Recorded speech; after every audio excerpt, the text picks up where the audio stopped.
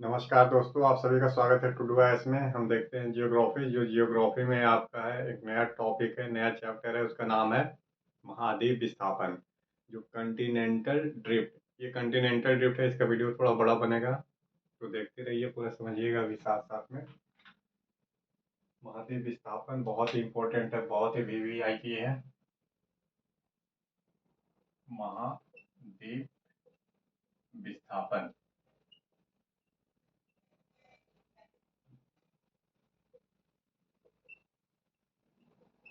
Continental drift. तो Continental drift है, एक पूरा सिद्धांत है। स्टार्टिंग से ही देखेंगे कि क्या है नहीं है। तो ये जो महाद्वीप है, नाम से ही पता चल रहा है कि महाद्वीप का विस्थापन है, अर्थात पहले सारे महाद्वीप एक साथ होंगे, फिर महाद्वीप टूटे हैं, फिर महाद्वीप टूटने के बाद क्या विस्थापित हुए हैं। तो यही शब्द है, महाद्वीप का विस्थापन, टूटने के बाद विस्थापन है। तो आज जो आपको एशिया दिखाई दे रहा है और साथ में साउथ अफ्रीका, अफ्रीकी कंटिनेंट और ब्राजील कभी एक साथ ज्वाइंट थे, इनमें विभाजन हुआ। विभाजन के फलस्वरूप कोई बल लगा होगा, बल लगने के बाद ये आगे मूव किए होंगे और वर्तमान स्थिति में आज दिखाई दे रहे हैं। हमें इसे ही विस्तार पूर्वक समझना है। तो पहले एक बैकग्राउंड में चलते हैं कि ये बैकग्राउंड आया कहाँ से, कंसेप्ट कहाँ से जन्म लिया और वर्तमान में कितना ये साइंटिफिक है। ठीक है, सबसे पहले देखें महाद्वीप जो विस्थापन है, ये मिलता है इंग्लैंड के फ्रांसीसी बेकन। इंग्लैंड, लिखिएगा इंग्लैंड। जो इंग्लैंड है, इंग्लैंड के महान वैज्ञानिक थे फ्रांसिस बेकन। ये वही काल था जब रेनेसा चल रहा था यूरोप में, पुनः जागरण, उसी से जुड़े थे फ्रांसिस बेकन भी। तो 1620 ईस्वी में इन्होंने बताया था कि जो महाद्वीप है ये जुड़े हुए थे। तो 1620 से ही कंसेप्ट चल रहा है। फ्रांसिस बेकन के लेखन में, इंग्लैंड के विद्वान थे, लेखन में सर्वप्रथम महाद्वीप विस्थापन का जिक्र था। तो इन्होंने क्या बताया था कि जो अमेरिका है, ऐसे करके आप अमेरिका देखेंगे तो ये कभी यूरोप के साथ जुड़ा हुआ था, अर्थात पूरा यूरोप अमेरिका एक साथ जुड़े हुए थे। पुनः इसके साथ फिर जो है एंटेनियो, एक शब्द याद रखिए, एंटेनियो स्नाइडर, ये फ्रांस के थे। इन्होंने 19वीं शताब्दी में बताया था कि पूरा जो महाद्वीप है, एंटेनियो स्नाइडर फ्रांस के हैं। 19वीं शताब्दी में इन्होंने भी इसी तरीके से विचार प्रस्तुत किया था कि सारे महाद्वीप जो है ये जुड़े हुए थे। इन्होंने नक्शा बनाकर सिद्ध करने का कोशिश किया था, नक्शा बनाया था।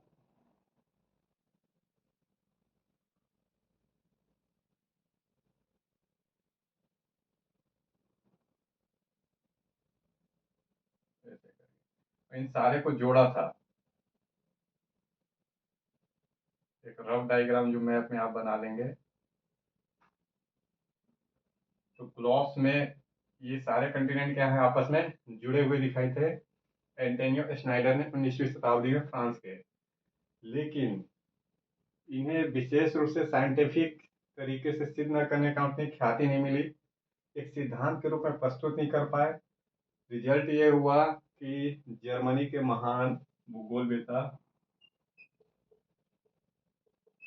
जर्मनी के विद्वान, महान जियोग्राफर में इनका नाम आता है, ये है अल्फ्रेड वेगनर।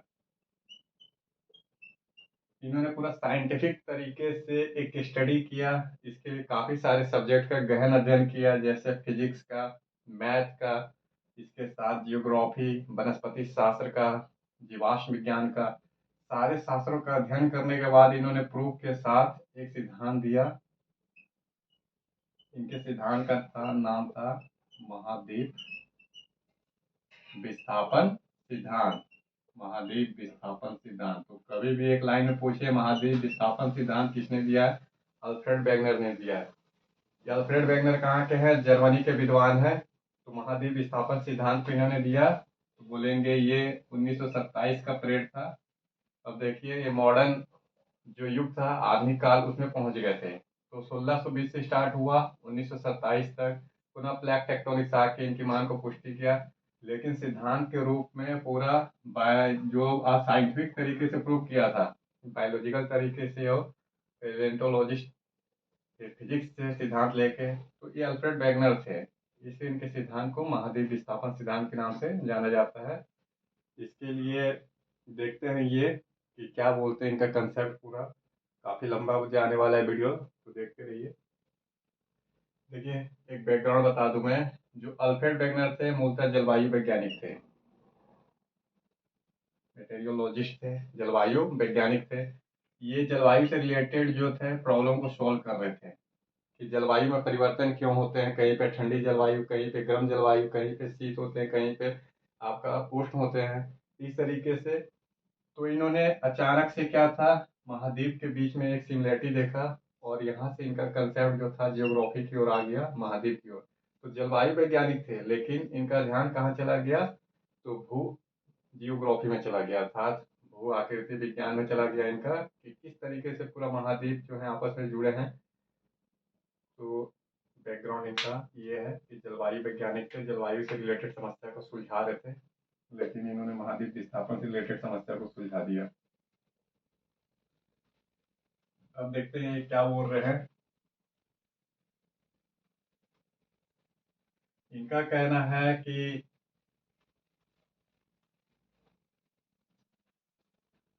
या तो वहाँ दो कंडीशन हो सकते हैं। फर्स्ट कंडीशन क्या बोल रहे हैं, जो जलवायु है, जलवायु की पेटी होती है, अलग अलग जलवायु की पेटी है, जलवायु विज्ञान विज्ञान में देखेंगे हम लोग। ठीक है, तो जलवायु की पेटी है, जलवायु की पेटी, और दूसरा क्या बोलेंगे, महाद्वीप का विस्थापन, महाद्वीप विस्थापन।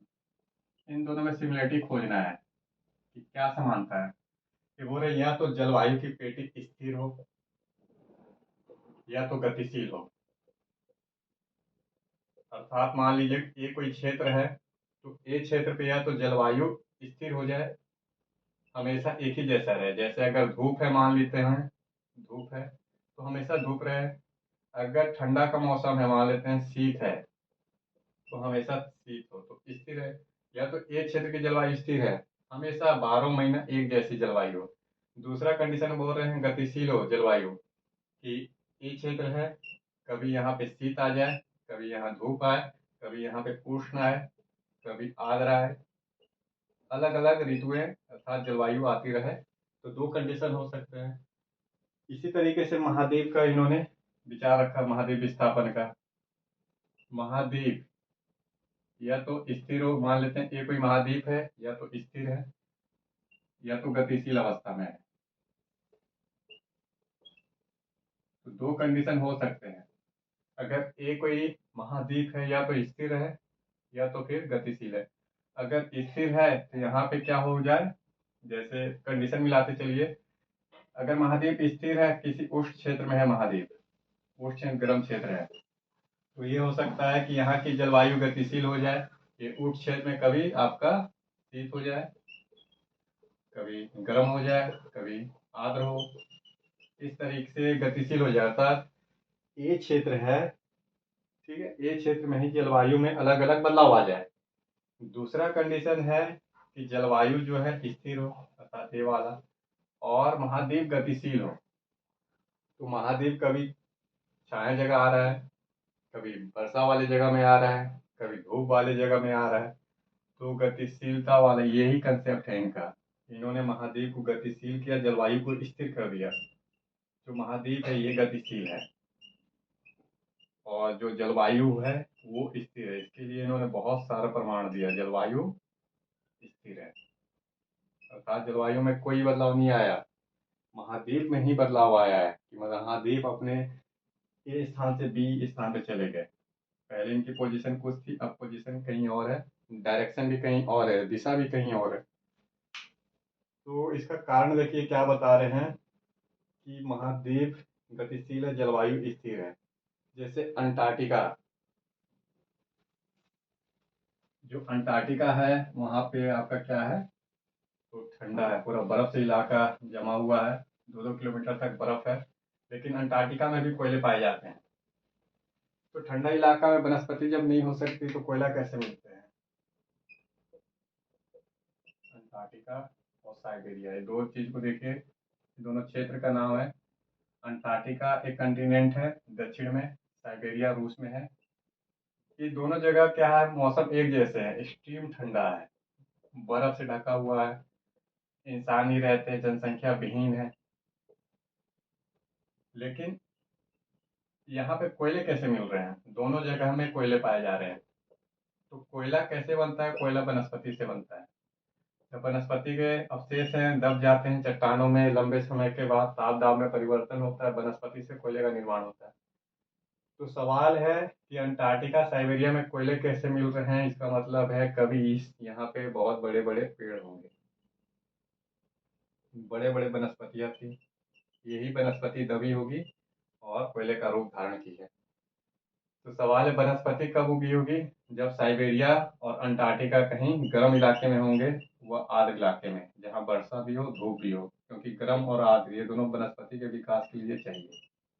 सिर्फ वर्षा नहीं, गर्मी भी चाहिए होगा, क्योंकि धूप कार्बन डाइऑक्साइड लेगी कर, तो क्या है ये प्रकाश संश्लेषण की क्रिया कर सकती है, वर्षा भी चाहिए पानी भी।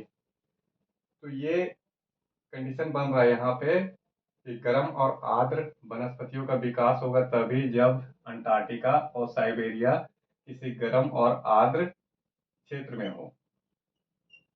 और वर्तमान में ये ठंडे वाले क्षेत्र में है।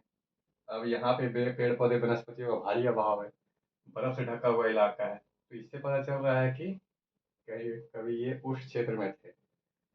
अब यहाँ पे हम लोग देखते हैं कि पूरा क्या बताते हैं ये, ओवरऑल महाद्वीप का विस्थापन कैसे हुआ, पूरा कंटिनेंट कैसे थे। तो बैकग्राउंड मैंने आपको बताया कि जलवायु वैज्ञानिक थे, ये सिद्ध कर रहे हैं कुछ प्रूफ देके, वैसे बहुत सारे प्रमाण इन्होंने दिए हैं। सबसे पहले महा अल्फ्रेड वेगनर ने, वेगनर नाम याद कर लीजिए लास्ट सब। तो वेगनर ने क्या क्या बताया कि सारे महाद्वीप पहले एक थे। अब रफ डायग्राम में ग्लोब्स बना लीजिए, छोटा छोटा दो, अफ्रीका को सेंटर में रख के बनाइए डायग्राम, जो अफ्रीका है इसको सेंटर में रखिए।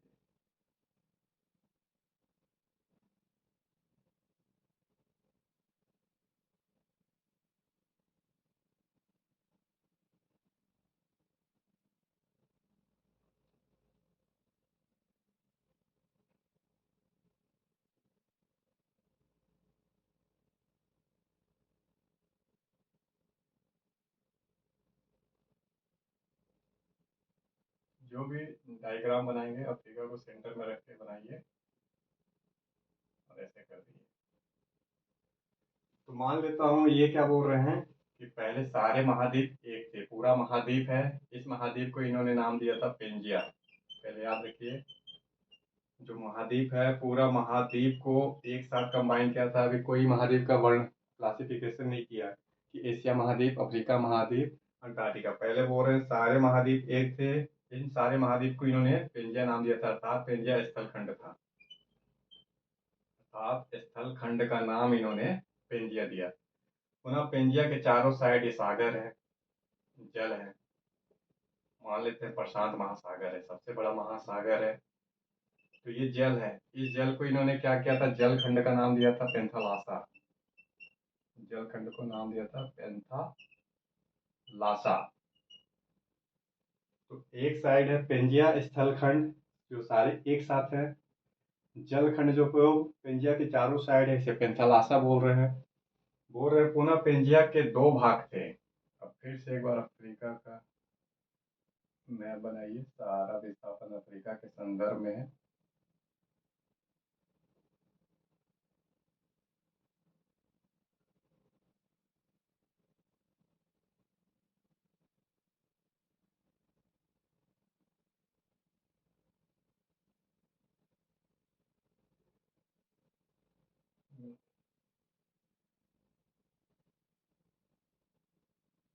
एक रफ डायग्राम है, इसे अपना बना के आप देख भी सकते हैं। तो देखिए, और इधर अंटार्कटिका, तो बोल रहे हैं कि पेंजिया और पेंथालासा दो हैं और पेंजिया का एक भाग है बीच में है, अर्थात पेंजिया को काट दीजिए दो भागों में। पेंजिया का एक भाग का नाम दीजिए आप लोरेशिया, लोरेशिया। और नीचे वाला भाग जो है इसे आप बोलेंगे गोंडवाना लैंड, गोंडवाना लैंड। पहले दो चीज का नाम याद रखिए आप, पेंजिया के दो भाग, ठीक है। पेंजिया क्या है, महाद्वीप का जो स्थल खंड है, स्थल खंड को दो पार्ट में कर दिए आपने, एक ए वाला पार्ट, दूसरा ए वाला पार्ट। ए वाले पार्ट को बोल रहे हैं लोरेशिया, लोरेशिया। और ये वाली पार्ट को बोल रहे हैं गोंडवाना लैंड, गोंडवाना लैंड, ठीक है। तो ये अलग कैसे हो रहे हैं बीच में, मतलब यहाँ पे क्या है, अलग कैसे हो रहे हैं, तो बोलेंगे बीच में एक नाम है, सागर का नाम है टैथिस सागर, याद रखिए टैथिस सागर बीच में है इन दोनों के। तो टैथिस सागर के उत्तर में लॉरेशिया, दक्षिण में गोंडवाना लैंड है, बीच में टैथिस सागर है। आज टैथिस सागर अगर आज का बात करेंगे तो बोल रहे हैं कि टैथिस सागर है, इसका अवशेष ये भूमध्य सागर है जो अफ्रीका यूरोप के बीच में है, अवशेष के रूप में रह गया टैथिस सागर का, वो है भूमध्य सागर। तो ये तो पूरा कंसेप्ट ये बता रहे हैं, नाम भी दिए कि पेंजिया है चारों साइड में, एक पेंथालासा है, पेंजिया के दो भाग लोरेशिया गोंडवाना लैंड। अब देखिए यहाँ जो लोरेशिया है, इस लोरेशिया में क्या क्या महाद्वीप को इन्होंने रखा है, तो बोलेंगे लोरेशिया में रखा है आपका यूरोप को, अमेरिका को और साथ साथ में एशिया को। ये तीन कंटिनेंट है लोरेशिया में। गोंडवाना लैंड में इन्होंने क्या क्या रखा है, गोंडवाना लैंड में देखेंगे आप अफ्रीका, इधर से दक्षिण अमेरिका, दक्षिण अमेरिका, पुनः इस साइड रखेंगे आप दक्षिण अमेरिका के बाद अफ्रीका, मेडागास्कर, मेडागास्कर, फिर रखिए प्रायद्वीप भारत, ऑस्ट्रेलिया, प्रायद्वीप भारत और ऑस्ट्रेलिया, साथ साथ में अंटार्कटिका भी, ये पूरा अंटार्कटिका भी। तो गोंडवाना लैंड जो दक्षिण में आ रहा है आपका, जो सारा गोंडवाना लैंड में दक्षिण अमेरिका, जैसे ये अफ्रीका, फिर भारत, ये मेडागास्कर है, जो मेडागास्कर लिखा हुआ है ये मेडागास्कर, ये ऑस्ट्रेलिया, ये पूरा आपका अंटार्कटिका। लोरेशिया वाले भाग में क्या बोल रहा हूँ मैं आपको, उत्तरी अमेरिका ये पूरा यूरोप है, और ये एशिया, ऐसे करके यहाँ तक है जो हिंदू कुश के उस पार तक है पूरा इलाका, अर्थात ये मान लीजिए यूरेशिया ये। तो इस तरीके से इन्होंने समझाया करंट में। अब सवाल है कि विस्थापन कैसे हुआ, बल देखना होगा कि ये किस बल का बात कर रहे हैं, कि टूटा तो कैसे टूटा, करंट में कैसे ये दोनों इस साइड आए और जो है बाकी महाद्वीप उत्तर की ओर है, किस तरीके से टूटे, तो टूटने का भी कारण बता रहे हैं। तो उसमें सबसे पहले देखिए बल कैसे टूट रहे हैं महाद्वीप।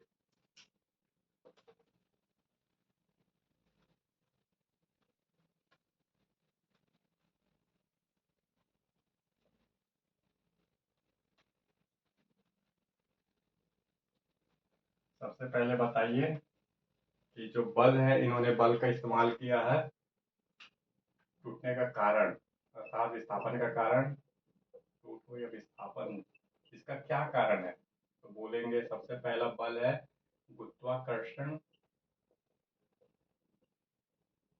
गुरुत्वाकर्षण प्लस प्लवनशीलता बल।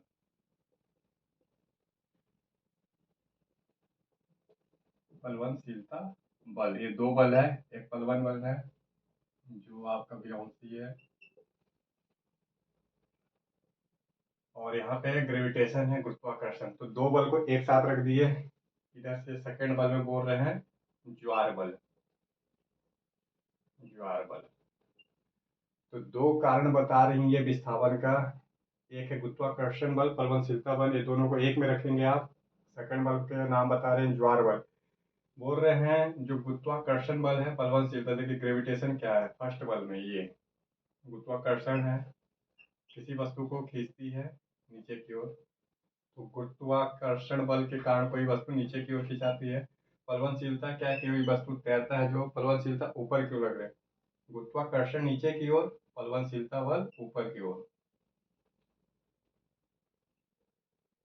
आर्किमिडीज का सिद्धांत है तैरने का। तो एक बल नीचे की ओर, दूसरा बल ऊपर की ओर लग रहा है। बोल रहे हैं जो सियाल है,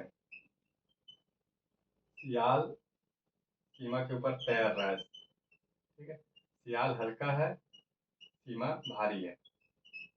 तो सियाल नीचे की ओर काम कर रहा है, सीमा ऊपर की ओर काम बल लगा रहा था। सियाल नीचे की ओर बल लगा रहा है, सीमा ऊपर की ओर। तो नीचे की ओर बल क्या है? गुरुत्वाकर्षण है। सीमा ऊपर की ओर बल लगा रहा है, तो प्लवनशीलता की ओर। फलस्वरूप लेकिन ये बोल रहे हैं कि ये दोनों बल एक दूसरे के विपरीत दिशा में काम करते हैं। दोनों बल देख लीजिए विपरीत दिशा में काम कर रहे हैं। तो विपरीत दिशा में काम कर रहे हैं, और दोनों का जो सेंटर पॉइंट है, गुरुत्व केंद्र, इसका भी गुरुत्व केंद्र, इसका भी केंद्र, अर्थात प्लवनशीलता बिंदु, सेंटर पॉइंट जो भी है बल लग रहा है, इसका सेंटर, इसका भी सेंटर जो बल लग रहे हैं, ये दोनों बल एक दूसरे के विपरीत डायरेक्शन में हो और बैलेंस आपस में जब नहीं रहता है। बोल रहे क्यों नहीं रहता है बैलेंस? क्योंकि पृथ्वी गोला नहीं है। पृथ्वी का आकृति पता है आपको, यहाँ पे थोड़ा सा उभरा हुआ है। ठीक है, इस तरीके से। तो पृथ्वी गोला न होने के कारण क्या है? विस्थापित हो गया गुरुत्वाकर्षण प्लवनशीलता बल के कारण, और इस विस्थापन के कारण महाद्वीप की साइड मूव किए, मतलब उत्तर की ओर मूव किए। जो महाद्वीप थे इस साइड में उत्तर की ओर मूव करने लग गए। तो गुरुत्वाकर्षण प्लवनशीलता बल के कारण महाद्वीप, क्या बोलेंगे, महाद्वीप का विस्थापन किस साइड हुआ? बोलेंगे महाद्वीप का विस्थापन उत्तर की ओर हुआ। तो उत्तर की ओर होगा, ठीक है। उत्तर की ओर कौन कौन से होंगे? जो आपके प्रायद्वीप भारत अर्थात गोंडवाना लैंड वाले, जैसे मेडागास्कर है, भारत है, ऑस्ट्रेलिया है, ये सब उत्तर की ओर मूव किए हैं। भारत मूव भी कर रहा है आज भी। तो सारे क्या हैं? गोंडवाना लैंड वाले, ये गुरुत्वाकर्षण प्लवनशीलता बल के कारण आगे की ओर मूव किए। तो लोरेशिया वाला भाग क्या है? गुरुत्वाकर्षण प्लवनशीलता बल के कारण दक्षिण की ओर मूव किया होगा। तो लोरेशिया वाला हिस्सा, गोंडवाना लैंड वाला हिस्सा, ये दोनों पास पास आ गए। ठीक है, तैतीस सागर के पास आ गए। तो यही है पहला बल। अर्थात अब पता चल गया कि महाद्वीप का विस्थापन का पहला कारण बोल रहे हैं जो उत्तर की ओर विस्थापन हो रहा है महाद्वीप, इसका कारण क्या बता रहे हैं? ये गुरुत्वाकर्षण बल प्लवनशीलता बल। दूसरा विस्थापन क्या बता रहे हैं? ये कि पश्चिम की ओर हुआ है ज्वार बल के कारण। इसको देखिए, ज्वार बल के कारण। ज्वार बल होता क्या है?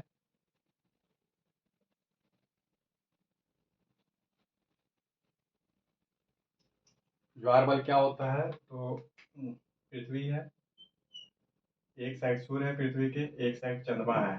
सूर्य दूर है, चंद्रमा नजदीक है। तो पृथ्वी पे हमेशा सूर्य चंद्रमा के द्वारा एक बल लगाया जाता है। इस बल को क्या बोला जाता है? ज्वार बल। ज्वार बल। तो ज्वार बल के कारण ज्वार भाटा भी आते हैं। जब पृथ्वी क्या है, क्या बोलेंगे, जब पृथ्वी, ये बोल रहे हैं वेगनर कि जब पृथ्वी का जन्म हुआ था, पृथ्वी बहुत तीव्र गति से घूम रही थी। पृथ्वी क्या थी? तीव्र गति से घूम रही थी। और उस समय क्या था? ये ज्वार बल बहुत अधिक थे।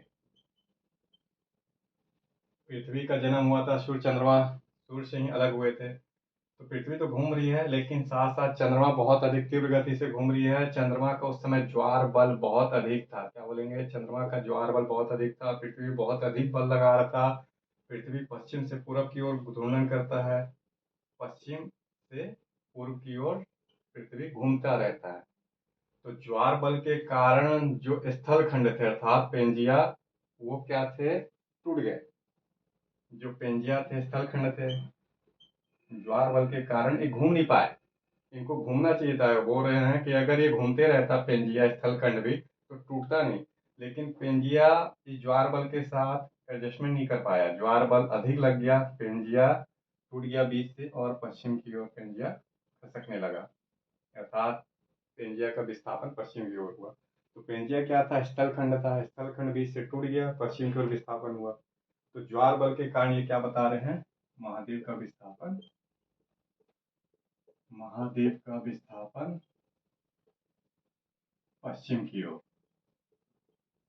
तो पश्चिम की ओर कौन विस्थापित होंगे, बोलेंगे उत्तरी अमेरिका और दक्षिण अमेरिका। इस तरीके से उत्तरी अमेरिका दक्षिण अमेरिका ये पश्चिम की ओर दोनों मुख कर गए और बीच में एक सागर बन गया, अटलांटिक सागर। अटलांटिक सागर। तो इस तरीके से दो बल के द्वारा ये महाद्वीप का विस्थापन दो दिशा में कर रहे हैं। एक और उत्तर की ओर विस्थापन कर रहे हैं, दूसरा है पश्चिम की ओर विस्थापन कर रहे हैं। तो दो तरीके से महाद्वीप मूव कर रही है, गति कर रही है, और आज भी यही डायरेक्शन है, पश्चिम की ओर। ठीक है, इतना आप बता दीजिएगा। अब यहाँ पे कुछ काल निर्धारण कर रहे हैं कि ये सब कब की घटना है, कब विस्थापन हुआ है। अगर ये सब हुआ है तो क्या भूमध्य रेखा का भी मतलब स्थान परिवर्तन होगा या ध्रुवों का भी स्थान परिवर्तन होगा? तो बिल्कुल सब चीज में इन्होंने परिवर्तन किया है। देखिए सबसे पहले काल, ये सब घटना कब घटी है बोल रहे हैं। एक पीरियड है जियोलॉजिकल स्केल पे, टाइम स्केल पे, वो अलग से टॉपिक मैं आपको बताऊंगा। फिलहाल याद रखिए भूवैज्ञानिक एक काल होता है पृथ्वी का, भूवैज्ञानिक काल। अर्थात कोई घटना कब घटी है, चट्टान कब बनी है, जीवाश्म की प्राप्ति का कब हुई है, किस वर्ष हुई है, तो भूवैज्ञानिक काल से द्वारा निर्धारण हो जाता है। बोल रहे हैं जो घटना घटी है महाद्वीप विस्थापन का, महाद्वीप विस्थापन की घटना कार्बोनिफेरस काल, जब कार्बन बनने लगे थे, कार्बोनिफेरस काल। याद रखिए ये काल जब कार्बन बनने लग गए थे, अर्थात 30 करोड़ वर्ष पूर्व। 30 करोड़ वर्ष पूर्व क्या हुआ, पेंजिया टूट गया, पेंजिया टूटा। ठीक है, और भारत जो है प्रायद्वीप भारत, भारत इसमें प्रायद्वीप भारत लिखेंगे 22 करोड़ वर्ष पूर्व। 22 करोड़ वर्ष पूर्व आज से, अभी तो भारत आपका भूमध्य रेखा के उत्तर में है। 22 करोड़ वर्ष पूर्व ये क्या बोलेंगे, दक्षिण में था, लगभग 50 डिग्री दक्षिण अक्षांश में। तो दक्षिण अक्षांश में भारत था, सबकी स्थिति में अलग अलग थी उस समय। तो काल निर्धारण कर रहे हैं, कार्बोनिफेरस काल में टूटा 30 करोड़ वर्ष पूर्व। धीरे धीरे पेंजिया का जो टाइम है आगे आते गया। भारत भी 22 करोड़ वर्ष पहले 50 डिग्री दक्षिणी अक्षांश पे था। धीरे धीरे 15 करोड़ वर्ष पूर्व उत्तर की ओर गया, फिर 7 करोड़ वर्ष पूर्व, और 5 से 7 करोड़ वर्ष पूर्व जो महाद्वीप हैं वर्तमान स्थिति में है। आज जो आपको महाद्वीप दिखाई दे रहे हैं 7 कंटिनेंट, 5 से 7 करोड़ वर्ष पूर्व मूल स्थिति में आ गए आज जैसे। ये है काल निर्धारण भी आप छोटा सा ब्रीफ दे देंगे कि कार्बोनिफेरस काल में जब से कारण बनने लगे थे, जीव जंतु बनने लग गए थे, पेड़ पौधे का निर्माण स्टार्ट हो चुका था, तब से ही पेंजिया टूट गए थे। और कुछ भारत के संदर्भ में बता देंगे कि 50 डिग्री दक्षिण अक्षांश में था। अब यहाँ पे सवाल आता है कि ध्रुव और भूमध्य रेखा क्या इसकी स्थिति में मतलब ये भी परिवर्तित हुए, परिवर्तन। तो बिल्कुल इनकी स्थिति में परिवर्तन हुआ। आज ध्रुव कहाँ पे है आपका, तो ये पृथ्वी है, यहाँ पे ध्रुव है, उत्तरी ध्रुव दक्षिणी ध्रुव, ये भूमध्य रेखा है। कभी एक टाइम था, ये बता रहे हैं वेगनर, कि ध्रुव कहीं और था, भूमध्य रेखा कहीं और थे, दोनों कहीं और थे, इनकी स्थिति में भी परिवर्तन आया है। तो इसका भी बता रहे हैं भूवैज्ञानिक कालक्रम के अनुसार। देखिए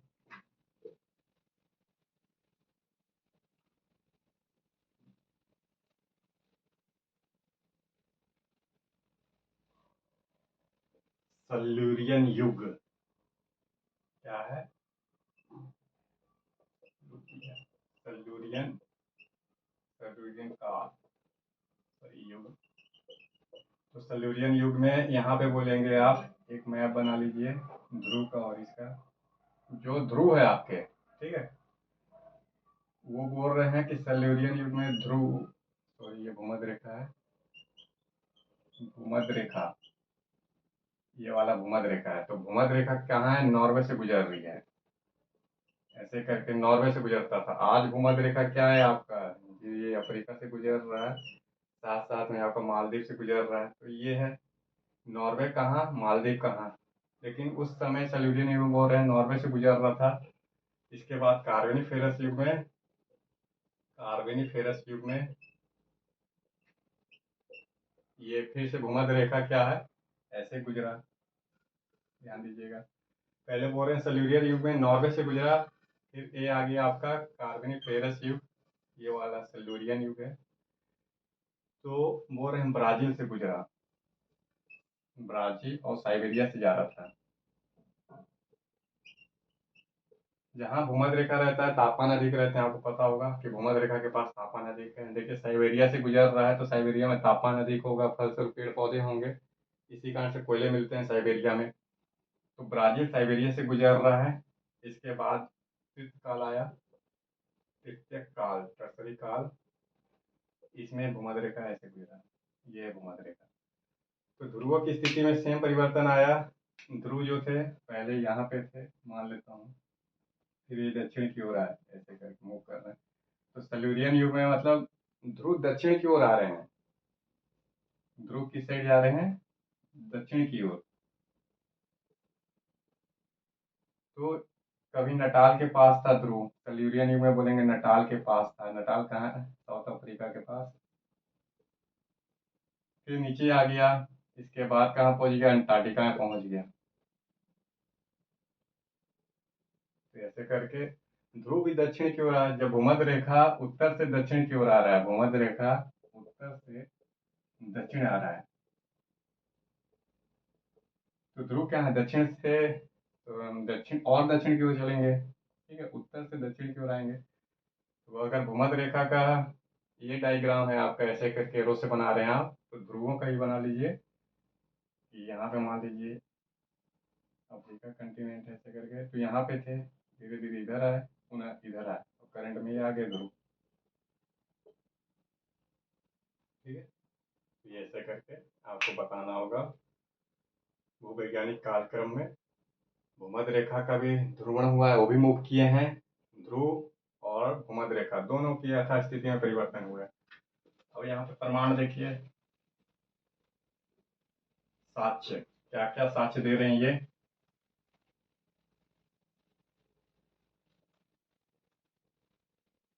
और आपको एडजस्टमेंट भी करना है, एक बार मैप देख के बुक में जो एटलस होगा आपके पास। साक्ष्य प्रमाण, सबसे पहला प्रमाण है कि आप, ये हो गया आपका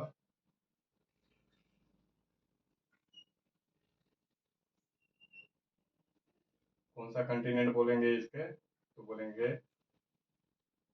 दक्षिण अमेरिका है। दक्षिण अमेरिका को ब्राजील के साथ ऐसे जो उभार है, फिट करिए आप एक बार देखिए, ये है, ये वाला कोना ब्राजीलियन उभार बोलिए इसे। पहला प्रमाण है कि मैचिंग करने के लिए शाम, पहला प्रमाण में शाम, यह शाम था, मतलब एडजस्ट करना है महाद्वीप को। वो एक बार डायग्राम में देखिएगा आप, ये ब्राजीलियन उभार है, ये गिन्नी की खाड़ी है, गिन्नी की खाड़ी, अफ्रीका कंटिनेंट के पास यहाँ पे गिन्नी की खाड़ी है।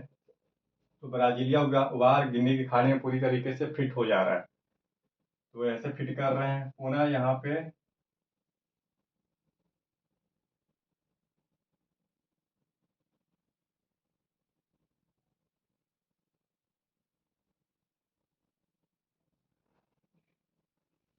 ये जो आपका किसका मैप है, तो अमेरिका का। अब अमेरिका को बोल रहे हैं यहाँ पे ग्रीनलैंड है, तिकोने आकार का ग्रीनलैंड, और इस साइड में आपका यूरोप कंटिनेंट है।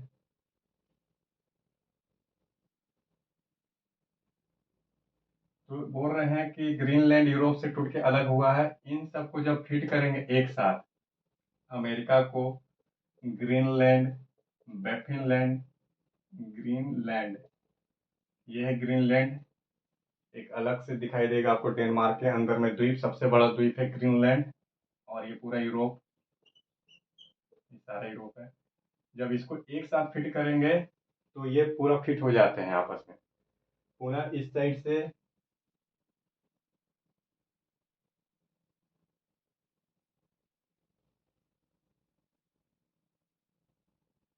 ये है पाकिस्तान, भारत, और यहाँ पे जो है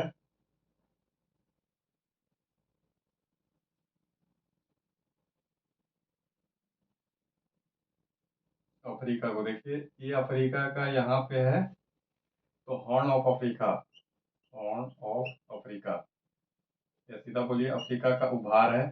यहाँ पे इथोपिया इरिट्रिया को अगर भारत पाकिस्तान से मैच करे, थोड़ा सा एग्जैक्ट मैच नहीं होते, इससे बोलते हैं थोड़ा घुमाना पड़ेगा, zig zag, zig zag, zig सा, मतलब थोड़ा सा घुमाना पड़ेगा। तो इन दोनों को मूव कराइए, horn of Africa Bharat Pakistan तट के साथ, पाकिस्तान और भारत, इन दोनों तटों के साथ मैचिंग करने पे दोनों फिट हो जाते हैं।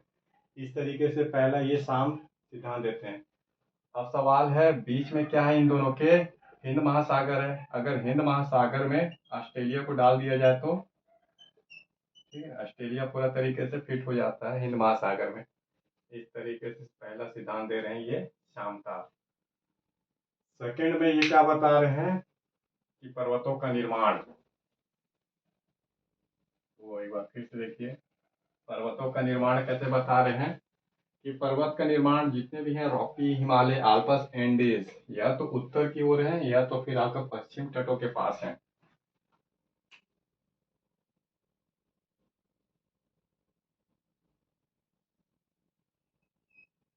देखिएगा ये जो है डायग्राम आपका, ठीक, ये अफ्रीका का, सॉरी अमेरिका का रॉकी पर्वत है, रॉकी माउंटेन। इस साइड में आप जाएंगे तो आपका जो ब्राजील है और अर्जेंटीना ऐसे करके ये होगा एंडीज पर्वत। तो एंडीज माउंटेन और रॉकी माउंटेन ये दोनों पश्चिम की ओर हैं। तो बोलेंगे सेकंड सिद्धांत में पर्वतों का निर्माण, जो पर्वत है पर्वत का निर्माण संबंधी साक्ष्य दे रहे हैं कि कैसे है। देखिए पर्वत का निर्माण पश्चिम की ओर है ये दोनों, ठीक है, उत्तर से दक्षिण की ओर। और अगर इस साइड आप जाएंगे,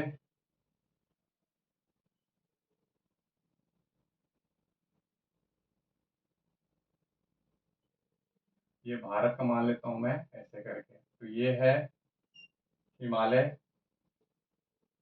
पुनः इस साइड में है आल्पस, और आल्पस माउंटेन, और यहाँ पे क्या है आपका एटलस, एटलस पर्वत।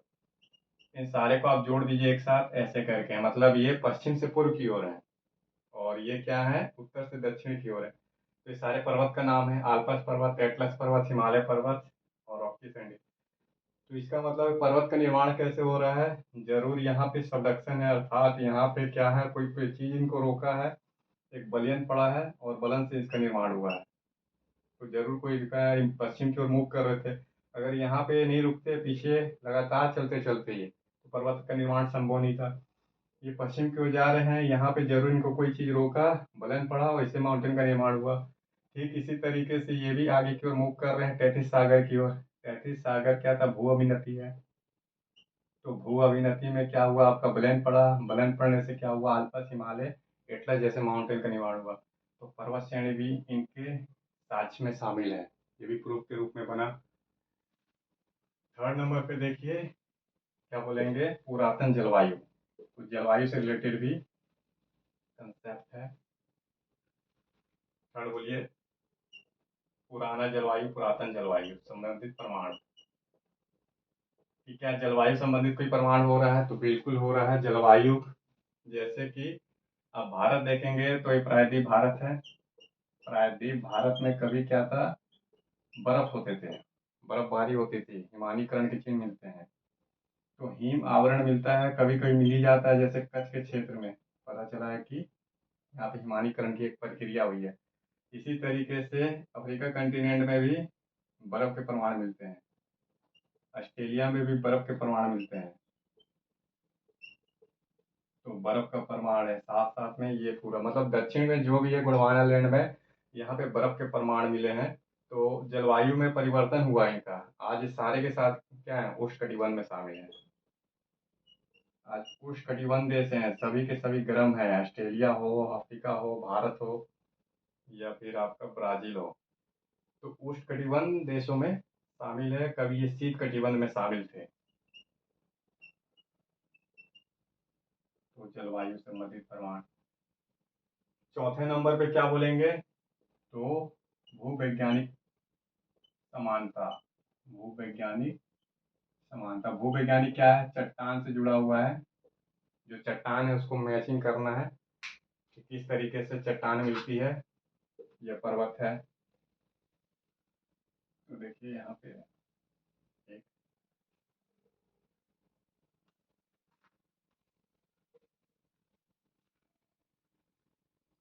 बोल रहा भूवैज्ञानिक समानता, पर्वत के कुछ नाम होते हैं। हर्षिनियन पर्वत, हर्षिनियन पर्वत बहुत तरीके के पर्वत हैं, निर्माण के आधार पे, उत्पत्ति के आधार पे, ऊंचाई के आधार पे। तो इसमें से ये है आपकी आयु के आधार पे, हर्षिनियन पर्वत, कैलिडोनियन पर्वत, कैलिडोनियन पर्वत। इसी प्रकार से थर्ड नंबर पे ब्राजीलाइट चट्टान है, ब्राजीलाइट। फिर चौथे नंबर पे चट्टान का नाम है गोंडवाना लाइन, गोंडवाना, गोंडवाना, गोंडवानाइट। अर्थात ये दोनों चट्टान है और ये दोनों पर्वत है। वो पर्वत वाले चैप्टर में बताऊंगा, फिलहाल आप याद रखिए कि हर्षिनियन पर्वत, कैलिडोनियन पर्वत आयु के आधार पर पर्वत है। ये पर्वत देखिए, जैसे यहाँ पे एक इंग्लैंड है यूरोप में, तो इंग्लैंड में हर्षिनियन पर्वत मिलते हैं, एच हर्षिनियन पर्वत। ठीक इसी तरीके से पर्वत मिलेगा आपका अमेरिका में, अपलेशियन पर्वत भी हर्षिनियन पर्वत है। सेम एक ही काल में बने हैं दोनों।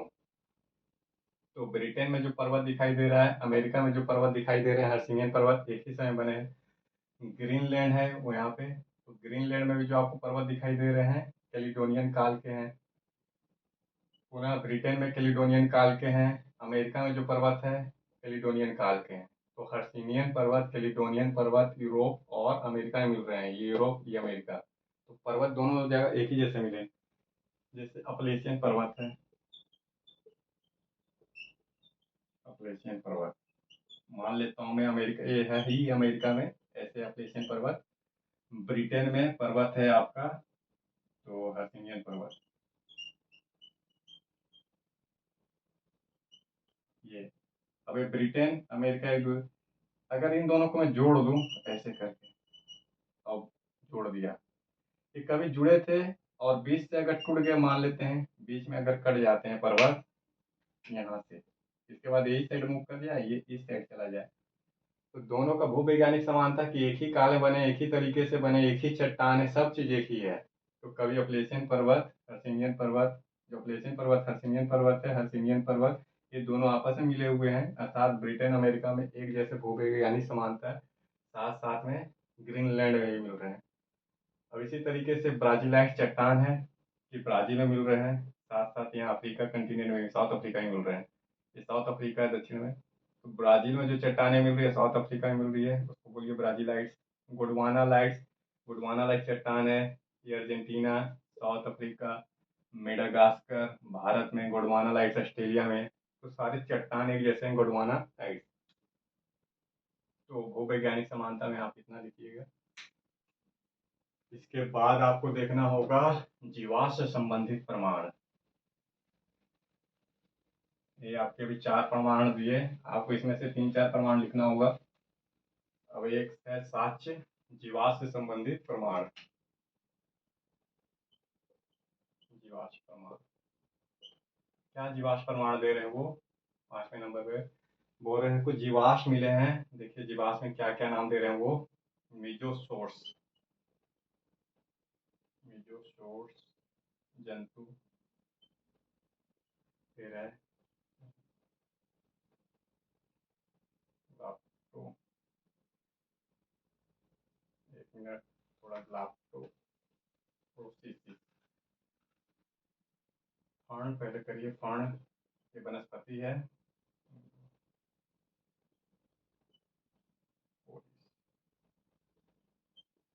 ये भी वनस्पति, अर्थात ये दोनों वनस्पति है। और मीजोसोर्स है लिक्टोसोर्स, लिक्टोसोर्स। तो देखिए जंतु के प्रमाण है, मीजोसोर जंतु, लिक्टोसोर जंतु, ये भारी भरकम जंतु है, ठीक है, डायनासोर टाइप से हैं। तो उस समय ये तैर नहीं पाते थे, भारी भरकम जंतु थे, इनके पैर काफी, मतलब शरीर भी ज्यादा आकार का था। तो मीजोसौर जंतु, लिप्टोसौर जंतु तैर नहीं सकते थे, लेकिन इनके जीवाश्म के अवशेष दोनों जगह मिल रहे हैं। जैसे दक्षिण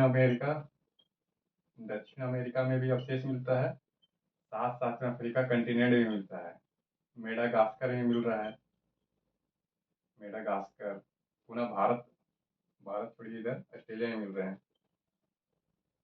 तो मीजोसौर जंतु, लिप्टोसौर जंतु जो तैर नहीं पाते थे, वो आपका अटलांटिक महासागर कैसे पार करेंगे? इसका मतलब है जरूर ये सब एक साथ होंगे, इसीलिए इसके अवशेष इन सारी जगह प्राप्त हो रहे हैं। तो आपको बोलना है मीजोसौर जंतु, लिप्टोसौर जंतु जो तैर नहीं पाते थे, भारी भरकम थे, इतने बड़े अटलांटिक सागर को, हिंद महासागर को तैरने में संभव ही नहीं है कि तैर सकें। तो इनके अवशेष की प्राप्ति भी सिद्ध कर रहा है कि वेगनर के सिद्धांत में समर्थन है। फर्न और ग्लाप्टोपोरिस ये वनस्पति है, ये भी भारी भरकम वनस्पति है, जो इनका फूल रहता है काफी वजनदार है, फूल और बीज। बोल रहे हैं कि इसको हवा भी नहीं उड़ा सकता, हवा उड़ाने में असमर्थ है। इतना बड़ा फूल है वो बीज है कि क्या है, हवा नहीं उड़ा सकते। तो इसके भी अवशेष इन सारे जगह एक जैसे मिल रहे हैं। तो मान लेता हूँ कोई हवा है, कितना भी हवा चले, क्या अटलांटिक महासागर के उस पार ले जाएगी? जो अटलांटिक महासागर है, कहाँ महासागर है, जैसे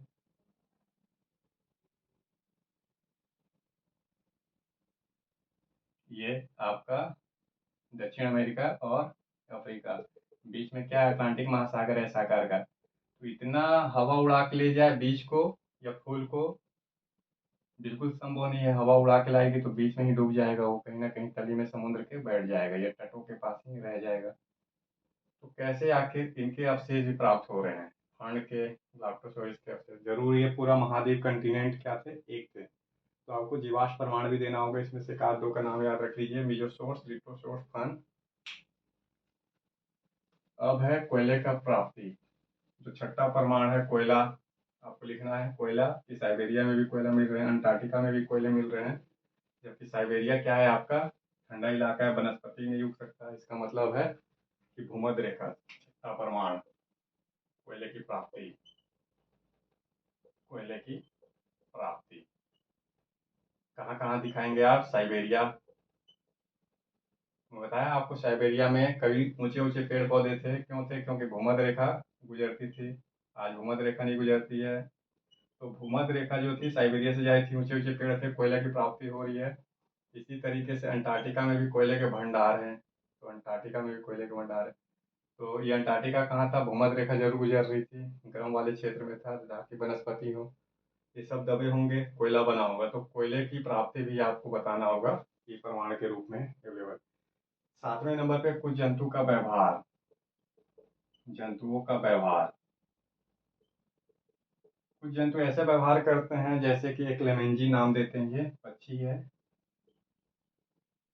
तो लेमेंजी पक्षी है, ये बोल रहे हैं कि जो आपका स्कैंडिनेवियाई प्रायद्वीप है, जैसे ये है नॉर्वे, स्वीडन, स्कैंडिनेवियाई प्रायद्वीप याद रखिए, ये नॉर्वे, स्कैंडिनेविया मतलब स्कैंडिनिया, ये शब्द है।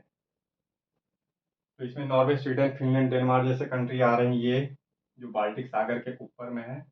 तो ये पूरा स्कैंडिनेविया ही है। यहाँ पे एक पक्षी है, लेमेंजी पक्षी, जो दूर से आता है और आके इस तट के पास में कूद के जान दे देता है। तो जंतु इस तरीके से व्यवहार क्यों कर रहा है लेमेंजी पक्षी? तो वेगनर कह रहे हैं ये जंतु इसलिए लेमेंजी व्यवहार कर रहा है, शायद अपने पूर्वज को खोज रहा हो। इसके पूर्वज जो थे बिछड़ गए हों, अर्थात मान लेते हैं वो उत्तरी अमेरिका चले गए, अर्थात उत्तरी अमेरिका अलग हो गया। ठीक है, तो उत्तरी अमेरिका अलग हो गया, उसके पूर्वज उससे बिछड़ गए, वो अपने पूर्वजों के न मिलने के कारण उदास होकर क्या है, वो तट के पास आके कूद के जान दे देता है। तो नॉर्वे तट के पास या आर्कटिक सागर के पास कूद के जान दे रहा है। क्यों दे रहा है? तो बोलेंगे जंतुओं का व्यवहार है, वो अपने पूर्वजों की खोज कर रहा है, महाद्वीप विस्थापन के कारण उसके पूर्वज भी बिछड़ गए। तो जंतुओं का व्यवहार, ये 7 प्रमाण में से आपको 3-4 प्रमाण लिखने होंगे। अगर ये प्रमाण है तो इसका आलोचना भी 2-3 लाइन में आपको करना होगा। कि ये कहाँ कहाँ गलती कर गए। सबसे बड़ी गलती किए हैं ये बल में। इन्होंने जो बल दिया है, बल से संबंधित फलनशीलता, गुरुत्वाकर्षण और ज्वार बल, ये बल से संबंधित आपत्ति है। यहाँ पे आलोचना लिख लीजिएगा, वेगनर की आलोचना। एक साइड प्रमाण दे रहे हैं तो दूसरे साइड जियोग्राफर इनकी आलोचना भी कर रहे हैं। अब देखिए, जो आलोचना है, बोलेंगे बल से संबंधित आलोचना। जो गुरुत्वाकर्षण, प्रवणशीलता का बल और ज्वार बल है, ये बल इतने प्रभावी नहीं है कि महाद्वीप का विस्थापन कर सके। बोलिए, बल इतने प्रभावशाली नहीं है कि महाद्वीप का विस्थापन कर सके। अगर ये बल इतने प्रभावशाली रहते तो लगातार भूखंड टूटते चले जाने चाहिए थे, आज भी टूट जाना चाहिए था। भारत जैसा जो ये प्रायद्वीप है, यहाँ टूट जाना चाहिए था, यहाँ टूट जाना चाहिए था और अलग अलग होने चाहिए थे, लेकिन ऐसा नहीं है। बल इतने प्रभावशाली नहीं है। सेकंड में देना है, एक साइड तो बोल रहे हैं कि सियाल सीमा पे तैरता है, सीमा पर तैर रहा है। जब तैर रहा है तो पर्वत का निर्माण कैसे होगा? लगातार तैरते रहे, पर्वत का तो निर्माण कभी संभव नहीं है इसका। और दूसरी ओर क्या बोल रहे हैं कि इसमें बलियन पड़ गया, सियाल सीमा में धंस गया, सीमा में डूब गया।